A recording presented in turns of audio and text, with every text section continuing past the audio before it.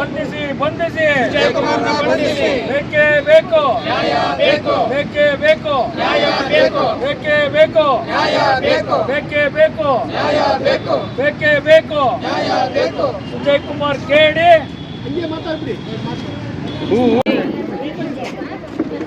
ಅಂಬೇಡ್ಕರ್ ಅವರ ತತ್ವ ಸಿದ್ಧಾಂತಗಳಿಗೆ ಜಯವಾಗಲಿ ಜಯವಾಗಲಿ. ಅಂಬೇಡ್ಕರ್ ಅವರ ತತ್ವ ಸಿದ್ಧಾಂತಗಳಿಗೆ ಜಯವಾಗಲಿ ಜಯವಾಗಲಿ.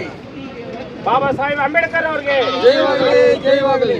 ನೋಡ್ತಾರೆ ದಲಿತ ಸಂಸ್ಕೃತಿ ಹಾಗೂ ದಲಿತ ಸಂಘಟನೆಗಳ ಒಕ್ಕೂಟದಿಂದ ಇವತ್ತು ಬೃಹತ್ ತಮಟೆ ಚಳವಳಿ ನಂಬ್ಕೊಂಡಿದ್ವಿ. ಕಾರಣವೇನೆಂದರೆ ಭೂ ದಾಖಲೆಗಳ ಉಪನಿರ್ದೇಶಕರಾದಂಥ ಸುಜಯ್ ಕುಮಾರ್ ಅವರು ಜಾತಿ ಧೋರಣೆಗಳನ್ನು ಅನುಸರಿಸ್ತಾ ಇದ್ದಾರೆ. ಸುಮಾರು ಒಂದು 4,000 ಫೈಲ್ಗಳನ್ನ ಅವರ ಜೊತೆಯಲ್ಲಿ ಇಟ್ಕೊಂಡು ಯಾವುದೇ ಬೋರ್ಡ್ಗಳು ಮಾಡ್ತೀರಾ ವಿಲೇವಾರಿ ಇಟ್ಕೊಂಡಿದ್ದಾರೆ. ಸುಮಾರು 5 ತಾಲೂಕು ಬರ್ತದೆ. 5 ತಾಲೂಕುಗಳಲ್ಲಿ 4 ತಾಲೂಕುಗಳಲ್ಲಿ ಇಡೀ ನಮ್ಮ ದಲಿತರ ಅಧಿಕಾರಿಗಳಿದ್ದಾರೆ ಅಂತೇಳಿ ಏನು ಎಲ್ಲರನ್ನೂ ಎಸ್ಸಿಗಳನ್ನೇ ಹಾಕ್ಬಿಟ್ಟವ್ರೆ. ಇಲ್ಲಿ ಕಂದಾಯ ಸಚಿವರಿಗೇನೋ ಸ್ವಲ್ಪ ಇದಿಲ್ಲೇನ್ರಿ ಅಂತ ಹೇಳ್ಬಿಟ್ಟು ದಲಿತರಿಗೆ ಧೋರಣೆ ಮಾಡ್ತಾ ಇದ್ದಾರೆ ಆ ಮನುಷ್ಯ. ಅದು ಬಿಡಬೇಕು. ಆಮೇಲೆ ಅನಂತರ ಬಂದ್ಬಿಟ್ಟು ಯಾವುದೇ ಒಂದು ಕೆಲಸ ಮಾಡಬೇಕಾದ್ರೂ ಒಂದು ಬೋಡಿ ಮಾಡಬೇಕಾದ್ರೆ 40 to 50 ಲಕ್ಷಗಳು ವಸೂಲಿ ಮಾಡ್ತಾನಂತೆ ಆ ಮನುಷ್ಯ. ಅದು ಆಗಬಾರ್ದು. ಆಮೇಲೆ ಅದನ್ನ ಇಮಿಡಿಯೇಟ್ಲಿ ಇಲ್ಲಿಂದ ಅಮಾನತುಗೊಳಿಸಿ ಬೇರೆ ಕಡೆ ವ್ಯವಸ್ಥಿತ ಮಾಡಬೇಕು. ಅನಂತರ ಬಂದ್ಬಿಟ್ಟು ನಾವು ದಲಿತಗಳೇನ ಅಲ್ಲಿ ಕೆಲಸ ಮಾಡೋಕ್ಕೆ ಹೋಗಬೇಕಾದ್ರೆ ನಾವು ಮಾಹಿತಿಗಳೇನ ಹಾಕಿದರೆ ಯಾಕ್ರಿ ಕೊಡಬೇಕಂತೇಳಿ ನಮಗೆ ದಲಿತರ ಮೇಲೆ ದೌರ್ಜನ್ಯ ಮಾಡ್ತಾನೆ ಮನುಷ್ಯ. ಅದನ್ನ ಇಮಿಡಿಯೇಟ್ ಅದನ್ನು ನಾವು ಖಂಡಿಸ್ತೀವಿ. ಅದೇ ರೀತಿಯಲ್ಲಿ ಇನ್ನೂ ಹಲವಾರು ಸಮಸ್ಯೆಗಳಿದೆ.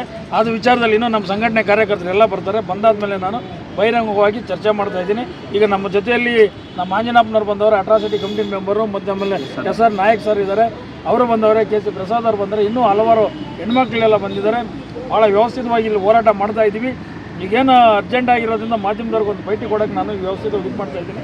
ಈ ನಮ್ಮ ವಿಚಾರದಲ್ಲಿ ಭಾಳ ನಮಗೆ ದಲಿತರಿಗೆ ಅನಾನುಕೂಲ ಆಗ್ತಾಯಿದೆ. ಎಲ್ಲ ರೀತಿಯಲ್ಲಿ ವ್ಯವಸ್ಥಿತ ಆಗಬೇಕು. ಅದೇ ರೀತಿಯಲ್ಲಿ ಕಂದಾಯ ಇಲಾಖೆ, ಪೊಲೀಸ್ ಇಲಾಖೆ, ಆನಂತರ ನಮ್ಮ ಲೋಕೋಪಯೋಗಿ ಇಲಾಖೆ, ಆಮೇಲೆ ಪಂಚಾಯತ್ ರಾಜ್ ಇಲಾಖೆ, ಇನ್ನೂ ಹಲವಾರು ಸಾರಿಗೆ ಇಲಾಖೆಯಿಂದ ಭಾಳ ಅನಾನುಕೂಲ ಆಗ್ತಾಯಿದೆ ನಮಗೆ. ಈ ಇಲಾಖೆಗಳಿದ್ರಲ್ಲಿ ನಾವು ಹೋರಾಟ ಮಾಡ್ತಾಯಿದ್ದೀವಿ. ಸರ್ಕಾರ ಇದು ಏನು ಸರ್ಕಾರ ಇದೆ ಅಂತ ಗೊತ್ತಿಲ್ಲ, ಬಿದ್ದೋಗಿದೆ ಅಂತ ಗೊತ್ತಿಲ್ಲ. ಈಗಂದು ಈ ಭ್ರಷ್ಟಾಚಾರ ಮುಳುಗ್ತಾ ಇದೆ.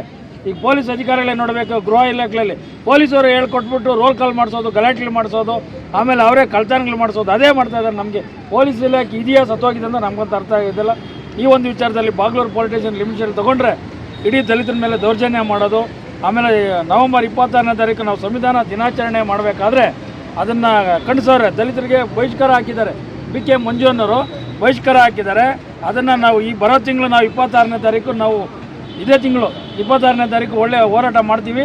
ನಮ್ಮ ಯಾವುದೇ ವಿಚಾರದಲ್ಲಿ ಸಂವಿಧಾನ ದಿನಾಚರಣೆಯನ್ನು ನಿಲ್ಲಿಸೋದಿಲ್ಲ ನಾವು. ಯಾಕಂದರೆ ನಾವು ನಮ್ಮ ಎಲ್ಲ ವಿಚಾರದಲ್ಲಿ ಎಲ್ಲರಿಗೂ ಹೇಳಿ ಮುಂದಿನ ದಿನಗಳಲ್ಲಿ ಮಾಡೋಣ ಅಂತೇಳಿ ಒಂದು ಸಭೆ ಮಾಡಿ ಆ ತೀರ್ಮಾನ ತಗೊಂಡು ಮುಂದಿನ ದಿನಗಳಲ್ಲಿ ಮಾಡ್ತೀವಿ ಅಂತ ನನ್ನ ಮಾತಿಗೆ ಇರುವ ಹೇಳ್ತಾ ಇದ್ದೀನಿ. ಜೈ ಭೀಮ್, ಜೈ ಭಾರತ್, ಜೈ ಅಂಬೇಡ್ಕರ್. ಹಿಡ್ಕೊಂಡು ಹೊಡೆದು ಬಿಸಾಕವ್ರೆ. ಅಟ್ರಾಸಿಟಿ ಕೇಸ್ ಆಗಿದೆ ವೈಟ್ ಫೀಲ್ಡಲ್ಲಿ. ಇದುವರೆಗೂ ಅವ್ರು ಬಂದಿಲ್ಲ. ಆಮೇಲೆ ಅವ್ರ ವಿರುದ್ಧವಾಗಿ ಇನ್ನೊಂದು ಕಂಪ್ಲೇಂಟ್ ಕೊಟ್ಬಿಟ್ಟು ಅವ್ರ ಮೇಲೆ FIR ಮಾಡಿದ್ರೆ ಅದು ಖಂಡನೆ ಆಗುತ್ತೆ. ಅಲ್ಲಿ ACP ಮತ್ತು DCPಗಳನ್ನ ಇಬ್ಬರನ್ನೂ ಸಸ್ಪೆಂಡ್ ಮಾಡಬೇಕು. ಸಸ್ಪೆಂಡ್ ಆಗೋವರೆಗೂ ನಮ್ಮ ದಲಿತರ ನ್ಯಾಯ ಸಿಗಲ್ಲ. ಆ ಒಂದು ವಿಚಾರದಲ್ಲಿ ನಮ್ಮ SR ನಾಯಕ್ ಅವರು ಮಾತಾಡ್ತಾರೆ. ಆ ವಿಚಾರದಲ್ಲಿ ಇವತ್ತು ಮಾನವ ಹಕ್ಕುಗಳ ದಿನಾಚರಣೆ ಒಂದು ಕಡೆ ಆದರೆ ನಮ್ಮ ಹಕ್ಕುಗಳಿಗಾಗಿ ಹೋರಾಟ ಒಂದು ಕಡೆ ನಡೀತಾ ಇದೆ. ಈ ಭ್ರಷ್ಟ ಸರ್ಕಾರಗಳು, ಭ್ರಷ್ಟ ಅಧಿಕಾರಿಗಳಿಂದ ದಲಿತರ ಒಂದು ಜೀವನನೇ ಹಾಳು ಮಾಡ್ತಾ ಇದ್ದಾರೆ. ನೋಡಿ, ಒಂದು ಕಡೆಗೆ ದಲಿತರ ಮೇಲೆ ದಬ್ಬಾಳಿಕೆ ಆದ್ರೂ ಸಹ ದಬ್ಬಾಳಿಕೆ ಮಾಡಿರ್ತಕ್ಕಂಥ ಭೂಗಳರ ರೆಡ್ಡಿ ಮತ್ತು ಅವರ ಫ್ಯಾಮಿಲಿಯನ್ನು ಒಬ್ಬ ಹೋರಾಟಗಾರ, ನಿಷ್ಠಾವಂತ ಹೋರಾಟಗಾರ ಆಗಿರ್ತಕ್ಕಂಥ ಊಡಿ ಚಿಣ್ಣಿ ಅವರ ಮೇಲೆ ಮಾರಣಾಂತಿಕವಾಗಿ ಹಲ್ಲೆ ಆಗಿದೆ. ಅವರು ಬಡವರ ಪರವಾಗಿ ಮತ್ತು ಬೀದಿಗಳ ವ್ಯಾಪಾರಿಗಳ ಪರವಾಗಿ ಅವರು ಹೋರಾಟ ಮಾಡೋಕ್ಕೆ ಹೋದರೆ ಅವ್ರ ಮೇಲೆ ಮಾರಣಾಂತಿಕವಾಗಿ ಹಲ್ಲೆ ಮಾಡ್ತಾರೆ. ಅಂದರೆ ಇವತ್ತಿಗೂ 1 ವಾರ ಕಳೆದಿದೆ. ಅವ್ರನ್ನ ಅರೆಸ್ಟ್ ಮಾಡೋದಾಗಲಿ, ಅವ್ರನ್ನ ಬಂಧಿಸಲಾಗಲಿ ಪೊಲೀಸ್ ಇಲಾಖೆಯವರು ಮಾಡ್ತಾ ಇಲ್ಲ. ಅದಲ್ಲದೆ ಇವರ ಕುತಂತ್ರದಿಂದ ಅವರ ಮೇಲೇ ಇನ್ನೊಂದು ಕಂಪ್ಲೇಂಟ್ ಮಾಡ್ತಾರೆ ಅವ್ರ ವಿರುದ್ಧವಾಗಿ. ಅಂದರೆ ಇಲ್ಲಿ ನಿರ್ತಕ್ಕಂಥ ಅಧಿಕಾರಿಗಳು ಯಾರ ಪರ, ಭೂಗಳರ ಪರನೋ ಅಥವಾ ಸಮಾಜದ ಪರನೋ ಒಂದು ತೀರ್ಮಾನ ಆಗಲೇಬೇಕು. ಯಾಕಂತಂದರೆ ಇಲ್ಲದಿದ್ದರೆ ಹೋರಾಟವನ್ನು ಹತ್ತಿಕ್ಕಲಿಕ್ಕೆ ಮಾಡ್ತಕ್ಕಂಥ ಒಂದು ಷಡ್ಯಂತ್ರ ಆಗಿದೆ. ಸರ್ಕಾರಗಳು ಇವತ್ತಿಗೆ ಏನಾಗಿದೆ, ಹೋರಾಟವನ್ನು ಹತ್ತಿಕ್ತಾ ಇದೆ. ಒಂದು ಕಡೆ ಹೋರಾಟಗಾರರ ಮೇಲೆ ಸುಖ ಸುಮ್ಮನೆ ಕೇಸುಗಳಾಗ್ತಾ ಇದೆ, ಒಂದು ಕಡೆಗೆ ಭ್ರಷ್ಟಾಚಾರ ತಾಂಡವಾಗ್ತಾ ಇದೆ. ನಾವೇನು ಮಾಡಬೇಕು? ದಲಿತರು ಹಾಗಾದರೆ ಇದರ ಬಗ್ಗೆ ಹೋರಾಟ ಮಾಡಲಿಕ್ಕೆ ನಮ್ಮ ಮುನ್ರಾಜ್ ಅಣ್ಣವರ ಒಂದು ನೇತೃತ್ವದಲ್ಲಿ ನಾವೆಲ್ಲರಲ್ಲಿ ಫ್ರೀಡಮ್ ಪಾರ್ಕಲ್ಲಿ ಧರಣಿಯನ್ನು ಹಮ್ಮಿಕೊಂಡಿದ್ದೀವಿ. ಈ ಧರಣಿಯನ್ನು ಸಕ್ಸಸ್ ಆಗುತ್ತೆ. ಭ್ರಷ್ಟ ಅಧಿಕಾರಿಗಳನ್ನು ಈ ಕೂಡಲೇ ಬಂಧಿಸಬೇಕೆಂದು ನಾವು ಇಲ್ಲಿ ಆಗ್ರಹ ಮಾಡ್ತಾ ಇದ್ದೀವಿ. ನಾವೇನು ನಮ್ಮ ಮುನ್ರಾಜಣ್ಣವರ ನೇತೃತ್ವದಲ್ಲಿ ಜೈಲು ವಕೀಲ ಕಲ್ಯಾಣ ಇಲಾಖೆ ವೇದಿಕೆ ಮತ್ತು ಎಲ್ಲ ಸಂಘಟನೆಗಳ ಒಕ್ಕೂಟ ಇವತ್ತು ಒಂದು ನಿರ್ಧಾರ ಮಾಡ್ತಾ ಇದ್ದೀವಿ. ಈ 420 ಸಂಜಯ್ ಕುಮಾರ್ ಭೂ ದಾಖಲೆ ಸಹಾಯಕ ನಿರ್ದೇಶಕನ ಇವನ ಆಸ್ತಿ ಪಾಸ್ತಿ ಮೊದಲು ತನಿಖೆ ಆಗಬೇಕು. ಇವನಿಗೆ ರಾಜಕೀಯ ಹಿನ್ನೆಲೆ ಏನು ಅಂತ ಮೊದಲು ಗೊತ್ತಾಗಬೇಕು. ಈತ ದಲಿತರನ್ನ ಏಕವಚನದಲ್ಲಿ ಮಾತಾಡ್ಸೋದು, ದಾಖಲೆ ಕೇಳಿದ್ರೆ ಕೊಡದೇ ಇರೋದು, ಆಮೇಲೆ ಯಾರವನು ಮಿನಿಸ್ಟ್ರು ಯಾವನ್ರಿ ಮಿನಿಸ್ಟ್ರು ಅಂತ ಮಿನಿಸ್ಟರ್ ಸಚಿವರನ್ನ ಏಕವಚನದಲ್ಲಿ ಮಾತಾಡೋದು, ಯಾವನ್ರಿ ಬೈರೇಗೌಡ ಅಂತ ಏಕವಚನದಲ್ಲಿ ಮಾತಾಡೋದು, ಇನ್ನು ಇತರೆ ಸಚಿವರು ಏಕವಚನದಲ್ಲಿ ಮಾತಾಡೋದು ದುರಂಕಾರಿ ಈತನ ಬಗ್ಗೆ ಒಂದು ತನಿಖೆ ಆಗಬೇಕು. ಕೂಡಲೇ ಇದನ್ನು ವರ್ಗಾವಣೆ ಮಾಡಬೇಕು. ಒಂದು ವೇಳೆ ವರ್ಗಾವಣೆ ಸರ್ಕಾರ ಮಾಡದೇ ನಮ್ಮ ಪಕ್ಷದಲ್ಲಿ ಇದು ಒಂದು ಸಾಂಕೇತಿಕ ಪ್ರತಿಭಟನೆ. ಮುಂದಿನ ದಿನಗಳಲ್ಲಿ ನಾವು ಉಗ್ರವಾದ ಹೋರಾಟ ನಾವು ಕೈಗೊಳ್ತೀವಿ. ಸುಮಾರು ಇದೇ ಫ್ರೀಡಮ್ ಪಾರ್ಕಲ್ಲಿ ಒಂದು 25 ಸೇರಿಕೊಂಡು ಉಗ್ರವಾದ ಅಂತ ಹೋರಾಟ ನಾವು ಹಮ್ಮಿಕೊಳ್ತಾ ಇದ್ದೀವಿ. ಹಾಗೆ ಇವತ್ತೇನಿದೆ ದಲಿತರ ಮೇಲೆ ನಮ್ಮ ಚಿನ್ನಿಯವ್ರ ಬಗ್ಗೆ ಒಂದು ಮುಡಿ ಚಿನ್ನಿಯವರು ಅಪ್ರತಿಮ ಸಮಾಜ ಸೇವಕರು, ಎಲ್ಲ ಮಾಧ್ಯಮದಲ್ಲಿ ಬೇಕಾದ್ರೆ ಭೇಟಿ ಮಾಡ್ಬೋದು. ಅವರು ಅಪ್ರತಿಮ ಸಮಾಜ ಸೇವಕರು. ದಲಿತರನ್ನ ಒಂದು ಏಕೈಕ ಕಾರಣಕ್ಕೆ ಅವ್ರ ಮೇಲೆ ಕೇಸ್ ಅವ್ರು ಕೊಟ್ಟಂಥ ಕಂಪ್ಲೇಂಟ್ನ ತಗೊಂಡಿದ್ದಾರೆ. ಲೇಟ್ ಮಾಡಿ ನಾವು ಒತ್ತಡ ಮಾಡಿದ ಕೇಸ್ ಹಾಕಿದ್ದಾರೆ.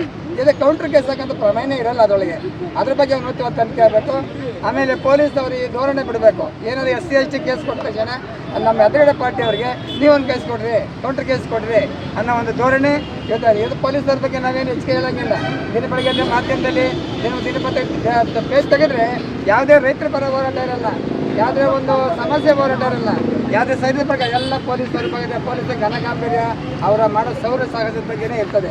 ಆ ಪೊಲೀಸ್ ಕಮಿಷನ್ ರ್ಯಾಪ್ಸಲ್ಲಿ ಕಳ್ತನ ಮಾಡ್ತಾರೆ ಅಂದರೆ ಇನ್ನು ಅವ್ರು ನಮಗೆಲ್ಲ ರಕ್ಷಣೆ ಕೊಡ್ತಾರೆ, ಅವ್ರಿಗೆ ಅವರೇ ರಕ್ಷಣೆ ಕೊಡೋಕ್ಕಾಗಲ್ಲ. ಇದ್ರ ಬಗ್ಗೆ ಉಗ್ರವಾದ ಕ್ರಮ ತಗೋಬೇಕು. ಮತ್ತು ಈ ರೀತಿ ಏನಾದರೂ ಉದಾಸೀನ ಮಾಡೋದೇ ಆದರೆ ನಾವು ಈ ಸರ್ಕಾರಕ್ಕೆ ನೇರ ಎಚ್ಚರಿಕೆಯನ್ನು ಕೊಡ್ತಾ ಇದ್ದೀವಿ. ಇದು ದಲಿತರ ಕೂಗು, ಈ ದಲಿತರ ಕೂಗು ಅಷ್ಟು ಸಮಂಜಸ ಅಲ್ಲ ಅಂತ ನೀವು ಯಾವ ಟೈಮಲ್ಲಿ ಸ್ಫೋಟಕ ಆಗುತ್ತೆ.